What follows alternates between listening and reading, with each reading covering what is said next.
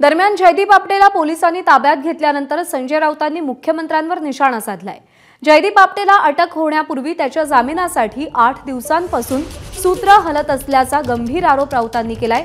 तर जयदीप आपटेच्या मागे असलेली शक्ती वर्षा बंगल्यावर आणि मालवणमध्ये असून फडणवीस आपटेचे बॉस असल्याचा हल्लाबोलही राऊतांनी केलाय।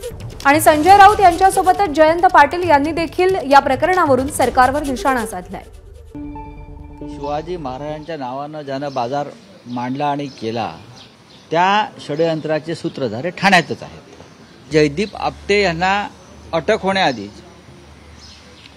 सिंधुदुर्गच्या कोर्टामध्ये त्यांच्या जामिनाची तयारी 8 दिवसापासून सुरू आहे आणि त्या संदर्भात ठाण्यातून सूत्र हलतायत। मी वारंवार ठाण्याचा उल्लेख करतो की जयदीप आपटे यांना 2 दिवसामध्ये ते सरेंडर होतील आणि ताबडतोब त्यांच्या जामिनाची व्यवस्था करा, अशा प्रकारची सूत्र ही ठाण्यातून हलतायत। त्या संदर्भात कायदेशीर जी मदत लागते ती सुद्धा ठाण्यातून मिळते।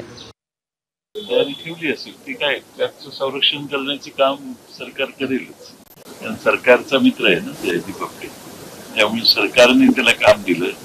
सगळ्या छत्रपती शिवाजी महाराजांचा पुतळाची बाबतीत ज्या काळज्या घ्यायच्या त्या साध्या काळज्या पण सरकारने घेतल्या नाही।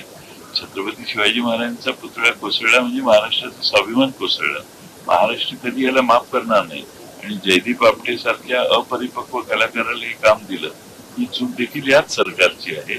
ते नेव्हीवर घालतायत, पण चूक पीडब्ल्यूडीची आणि या सरकारची आहे। सरकारला त्याचं प्रायश्चित्त घ्यावं लागेल। एबीपी माझा, उघडा डोळे बघा नीट।